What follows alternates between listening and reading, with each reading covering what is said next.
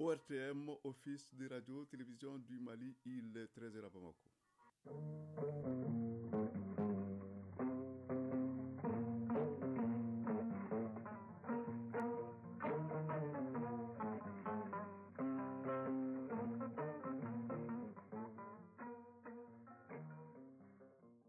Le journal, Seydou Fomba. Bonjour. Festival Ségou Art édition 2024, le rendez-vous du donner et du recevoir a pour thème cette année jeunesse et tradition. Le festival a mûri au bout de 20 ans et selon le Premier ministre, il vient réaffirmer la présence du Mali sur la scène internationale dans toute sa diversité. Nous l'entendrons en début de journal. À Ségou toujours, la commission régionale d'instruction de produits impropres à la consommation veille. Elle vient de procéder à la destruction d'une importante quantité de bananes sur lesquelles on a utilisé le cyanure. 57 briques de chanvre indien ont également été détruites.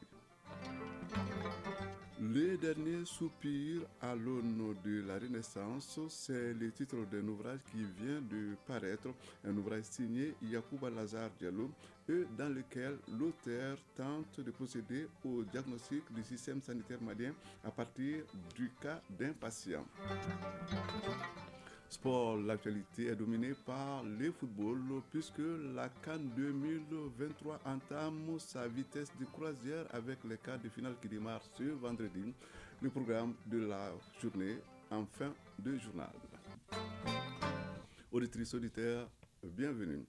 Le festival Ségou Art a 20 ans d'existence.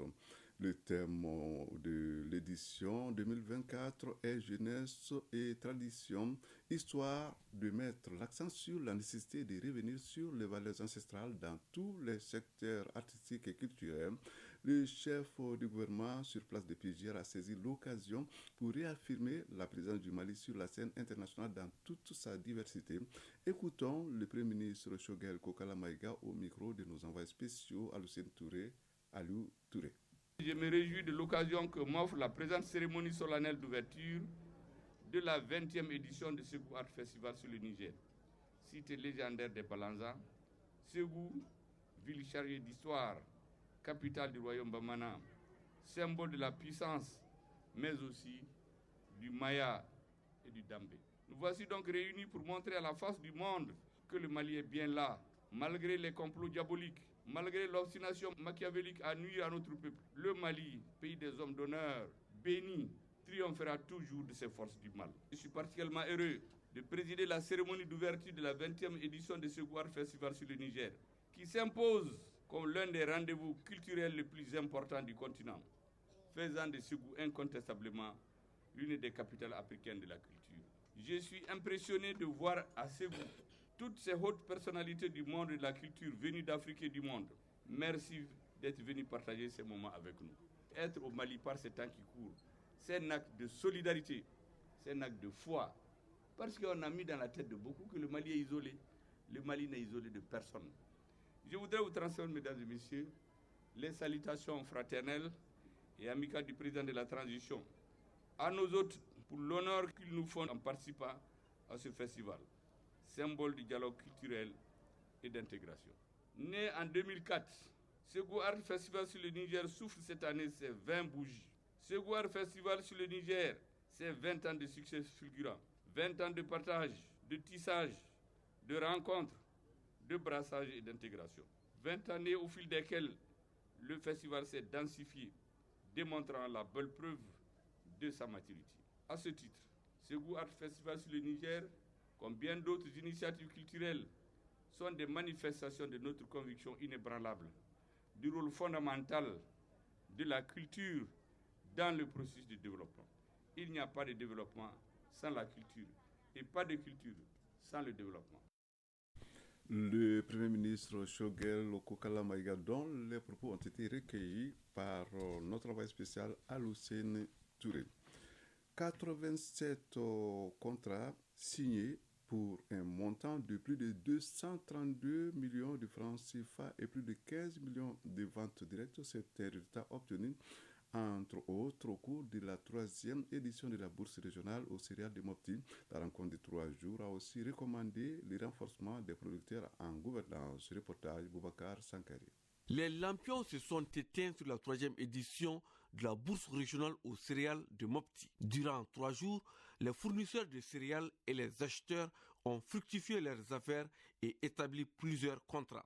Uruba Azaf Dambélé, coordinateur équipe terrain Sougouiriwa. Nous avons pu signer 87 contrats de vente, totalise un montant de 232 272 500 francs CFA.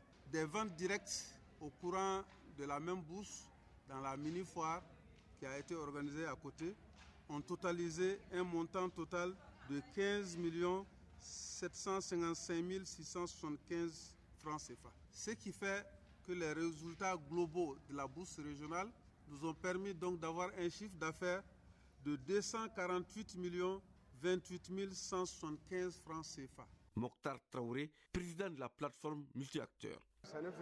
Au cours de cette bourse, les producteurs et les acheteurs ont fait des affaires et tissé des relations commerciales. Pour les prochaines éditions, nous ferons mieux pour permettre aux fournisseurs et aux acheteurs de fructifier davantage leurs affaires. Au terme de cette bourse régionale aux céréales, plusieurs recommandations ont été formulées, au nombre desquelles le renforcement des producteurs en gouvernance. Cette 3e édition a été organisée par Fit the Future Sougouiriwa dans la zone du Delta sur financement de l'USAID et mise en œuvre par le consortium CARE International au Mali, Amassa Afrique Verte et Amproud Sahel en partenariat avec la plateforme multi-acteurs. Mopti Boubacar Sankare et Salif Sankare pour l'ORTM. Le complexe minier Lolo Gunkoto a tenu samedi dernier la 4e session de son conseil d'administration sous la présidence du PDG des Barriques, Marc Christo. La session a pour objectif de faire l'évaluation annuelle de l'état d'exécution du programme d'activité de 2023, y compris les budgets et l'adoption des projets de programme d'activité de la nouvelle année 2024. Reportage Kansutu Kanouti. Les administrateurs de Barrick Mali ont bouclé les activités du 4e trimestre du complexe minier Lolo Gunkoto à travers son conseil d'administration. Un 4e trimestre qui s'est bien passé malgré quelques difficultés. La mine d'or a respecté ses promesses en produisant 683 000 onces, soit 21 tonnes d'or. Abbas Koulibaly, directeur général du complexe minier Lolo Gunkoto. Nous avons pu quand même livrer notre promesse de production qui est la production d'or où on a fait les 683 000 onces, soit près de 21 tonnes d'or. Sur le 4e trimestre, tous nos efforts en termes de santé et sécurité, on voit qu'on a quand même assez d'amélioration. On peut dire que ce trimestre, on a eu ni accident avec de travail, ni d'incident environnemental majeur. En termes aussi de contribution directe au budget de l'État, c'est autour de 220-230 milliards qui ont été payés sous forme de taxes et autres dividendes à l'État du Mali. Après plus de 10 ans de production, le complexe Lolo Gunkoto a toujours des ambitions. Abbas Koulibaly, directeur général du complexe minier Lolo Gunkoto. Nous sommes aussi toujours engagés à faire la recherche minière pour qu'on puisse augmenter cette mine-là en termes de durée de vie, pour que pas nous, peut-être nos enfants et nos petits-enfants continuent à travailler à la mine de Lolo Gunkoto. Pour cette 4e session du conseil d'administration du complexe Lolo Gunkoto, la tradition a été respectée. Le PDG Marc Bistro a remis 2 chèques d'une valeur de $10 000 chacun aux managers du village SOS de Kouloum et à la Fédération des associations des handicapés de Kenyeba. S'en est suivi une visite sur la route Sakola Dabara pour s'enquérir de l'état d'avancement des travaux ou de réalisation de 103 millions de francs CFA. Kai Kansutu Kanouté, Lassana Keita pour l'ORTM. À Ségou, la commission régionale de destruction des produits impropres à la consommation vient de détruire une quantité de bananes sur lesquelles on a utilisé du cyanure et 57 briques de chanvre indien saisies par la douane de Ségou. L'opération d'incinération a regroupé les responsables de la douane, de l'Office central des stupéfiants, des acteurs de la consommation et des autorités régionales de Ségou. À Ségou, nous avons joint Fousséni Samake. Ces produits ont été saisis par les agents de la direction régionale de la douane de Ségou. Lieutenant-colonel Seydou Traoré, directeur régional de la douane de Ségou. Il y a 57 briques de cannabis et il y a un lot de bananes douces. Le lot de bananes douces a été saisi récemment avec du cyanure. Donc les services compétents ont estimé que la banane n'était plus consommable et qu'il fallait la détruire. La destruction de ces produits impropres à la consommation s'inscrit dans le cadre de la préservation de la santé sur le plan alimentaire. Amadou Sogoba, directeur régional de l'agriculture de Ségou. C'est le produit vraiment très suspect. Et dans la consommation, ça allait vraiment être préjudice à la santé humaine et même animale. C'est la raison pour laquelle, en synergie avec vraiment les services des douanes, que je remercie ici, nous étions vraiment cette synergie, on n'allait pas vraiment pouvoir déceler ces produits. Colonel Samba Abdoulaye Sissoko, conseiller à la sécurité du gouverneur de Ségou. La meilleure façon de détruire ne peut être que l'incinération des produits que vous voyez derrière nous. On ne peut que remercier et puis saluer la douane de la région de Ségou. L'incinération de ces produits s'inscrit dans le cadre des activités de la célébration de la Journée internationale de la douane à Ségou. Ségou Fousseini Samake et Bakary Traoré pour l'ORTM. ORTM, 13h passées de 10 minutes. Actualité hors du Mali à présent, en République démocratique du Congo, la commission électorale a publié hier un nouveau calendrier. Après les élections générales du 20 décembre dernier, plusieurs autres scrutins sont attendus cette année dans les pays de scrutin indirect. Les élections sénatoriales et des gouverneurs auront lieu au cours du premier semestre de l'année, alors qu'au second, ce sont les provinces exclues pour des raisons sécuritaires des élections générales de décembre dernier qui pourront élire leurs représentants au niveau national et local. En Tunisie, le président du parti Ennahda, Rached Ghannouchi, qui fut également président de l'Assemblée tunisienne, a été condamné hier à 3 ans de prison pour financement illégal de son parti avec des fonds en provenance de l'étranger. Cette condamnation, dernier rebondissement d'un véritable feuilleton judiciaire, intervient 10 mois après son arrestation spectaculaire à son domicile. Cette peine s'ajoute à celle de 15 mois que purge actuellement Rached Ghannouchi pour des propos tenus en public lors d'un enterrement et incitant à la violence selon la justice tunisienne. Au Burkina Faso, le Conseil supérieur de la communication chargé de veiller sur le contenu des médias et des réseaux sociaux a désormais un nouveau président. C'est le consultant en communication Idrissa Ouedraogo qui a été choisi par le président de la transition, le capitaine Ibrahim Traoré, pour diriger l'organe de régulation des médias burkinabés. Il est également connu pour défendre les positions du gouvernement de la transition dans les médias. Idrissa Ouedraogo s'est installé hier à la tête du Conseil supérieur de la communication. Et l'enjeu, selon lui, sera de déterminer les territoires professionnels de la communication, les construire, les protéger et les rendre performants. En France, après 4 jours de procès, le parquet de Paris a requis 3 ans de prison, dont un an ferme et 150 000 € d'amende contre Pascaline Bongo, la sœur de l'ancien président Ali Bongo. L'ancienne ministre gabonaise est poursuivie pour corruption passive d'agents étrangers.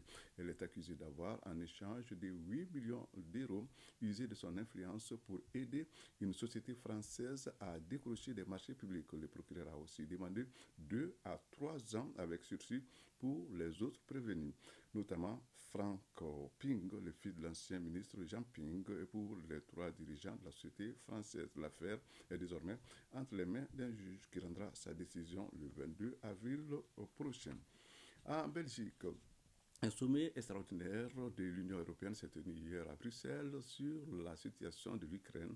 L'ensemble des 27 dirigeants de l'Union européenne se sont mis d'accord sur une enveloppe supplémentaire de 50 milliards d'euros sur 4 ans pour soutenir l'Ukraine dans le cadre du budget de l'Union européenne. Cette aide financière était jusqu'alors bloquée par le Premier ministre hongrois Viktor Orban, ce dernier saluant la mise en place d'un mécanisme de contrôle sur l'utilisation de l'argent par Kiev. Le dernier soupir à l'aune de la Renaissance, modeste contribution des soldats de la blouse blanche à la construction du Mali est l'intitulé du livre, un livre dont l'auteur est Yacouba Lazare Diallo, édité par la maison d'édition Edis. L'auteur dit vouloir faire un diagnostic diagnostic du système sanitaire à partir du cas d'un patient. Le livre vient plutôt d'être présenté au public. C'était en présence de Daouda Koné. Inspiré par l'état d'esprit d'un patient qui a été victime d'un accident de la circulation, Yacouba Lazare Diallo a entrepris de mener une réflexion critique sur l'ensemble de la structure sanitaire au Mali dans son livre intitulé « Le dernier soupir à l'aune de la Renaissance, modeste contribution d'un soldat de la blouse blanche à la construction du Mali-Croix ». Le livre vient d'être présenté. Mamadou Bani Diallo, modérateur. Vous avez ici donc un récit qui permet d'abord de voir comment est-ce que le médecin est perçu, parce qu'on a tendance à présenter le médecin comme l'homme parfait, alors qu'il partage les souffrances de ces malades-là. Il s'oublie pour servir ces malades. Et je pense que c'est tout le poids de ce livre-là. Dans les 182 pages de cet ouvrage, il s'est posé la question « Comment en sommes-nous arrivés à une telle situation dramatique au niveau de nos structures de santé ?» Le professeur Yacouba Lazare Diallo, dans ce livre, n'hésite pas à faire des propositions concrètes, apportant ainsi sa modeste contribution en tant que soldat de la blouse blanche à la construction du Mali-Croix. Professeur Yacouba Lazare Diallo, auteur. Tout le monde veut que nous ayons le Mali-Croix, n'est-ce pas? Et je ne sais pas quelle est la définition que vous en donnez, mais pour moi, le Mali-Croix, c'est le Mali de nos rêves. Le Mali où chacun se sentira malien. Et dans cet esprit, on ne peut pas bâtir une maison sans avoir fait un état des lieux. C'est pourquoi je voudrais interpeller dans cet ouvrage les acteurs politiques, qu'ensemble nous puissions faire un diagnostic sans complaisance, sans état d'âme et sans a priori, de ce qui n'a pas marché depuis les indépendances jusqu'à ce jour, et qu'ensemble nous acceptions mettre en relief les hauts et les bas. Ils étaient tous là, parents, amis, collaborateurs et lecteurs pour être témoins de la présentation. Beaucoup d'entre eux ont pris la parole pour saluer le travail de l'auteur et faire des témoignages sur l'homme.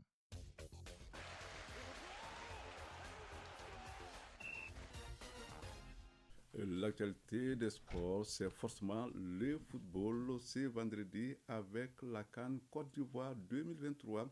La CAN Côte d'Ivoire 2023 qui entame donc sa vitesse de croisière avec les quarts de finale qui commencent aujourd'hui même avec au programme Nigeria, Angola et République démocratique du Congo, Guinée-Conakry. Les deux derniers quarts de finale prévoient samedi, c'est-à-dire demain, la Côte d'Ivoire, le Mali, Côte d'Ivoire et Cap-Vert, Afrique du Sud. L'analyse des enjeux de ces quarts de finale et décryptage des affiches avec l'un de nos envoyés spéciaux, Fotiki Tungara. Nigeria, Angola et RD Congo qui n'est Conakry vendredi, puis Mali, Côte d'Ivoire et Cap-Vert, Afrique du Sud samedi. Voilà les affiches des quarts de finale de la CAN 2023. Des oppositions qui donnent lieu à des rencontres entre anciens vainqueurs de la compétition et des jamais couronnés aspirants à mourir de Dame Coupe d'Afrique des Nations.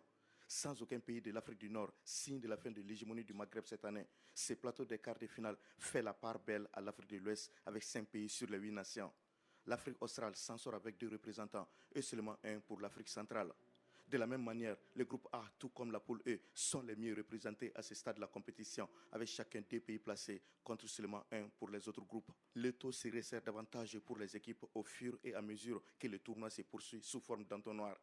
Et ces quarts de finale qui se profilent déjà feront leur tri avec des admis aussi bien que des recalés, autrement dit des qualifiés et des éliminés.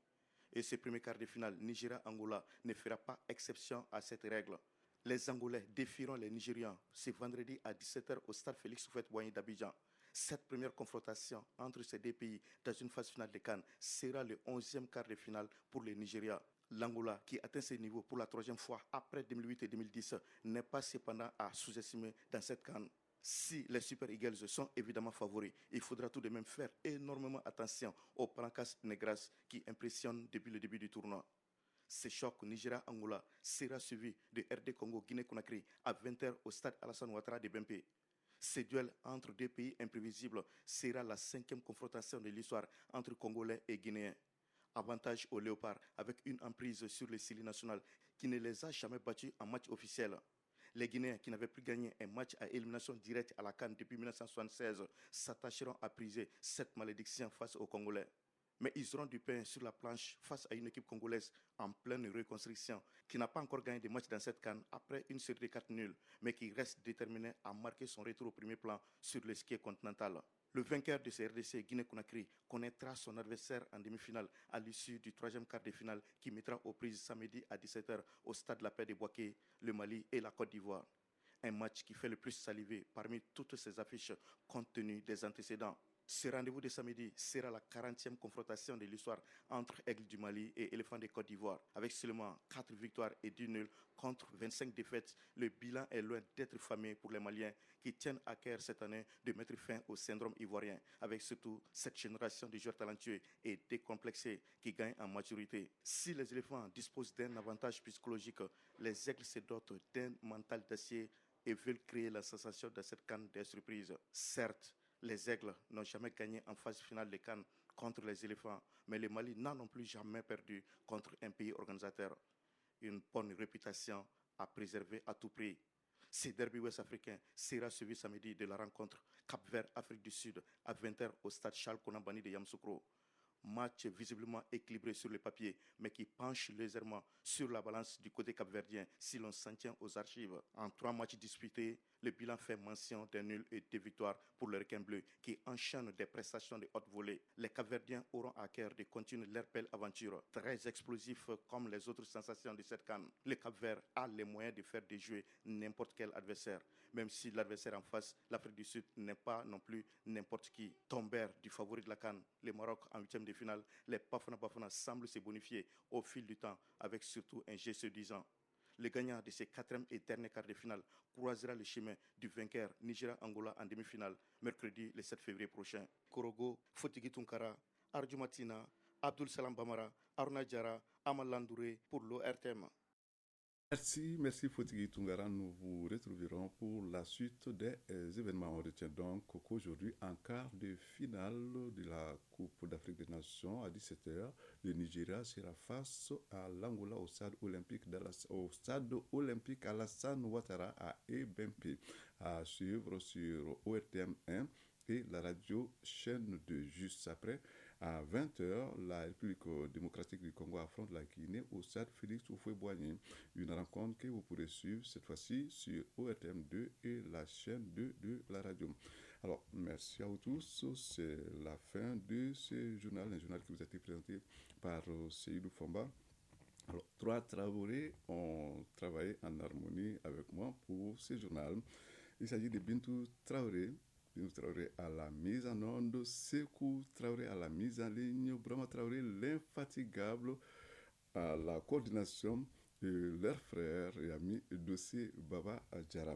Merci donc de nous avoir suivis. Prochain rendez-vous avec l'actualité. Alors, ce sera à 19h, passé des 30 minutes. Merci donc de nous avoir suivis. Mais restez à l'écoute, car dans un instant, Kani Keita sera là pour la rubrique des avis et communiqués. Au revoir.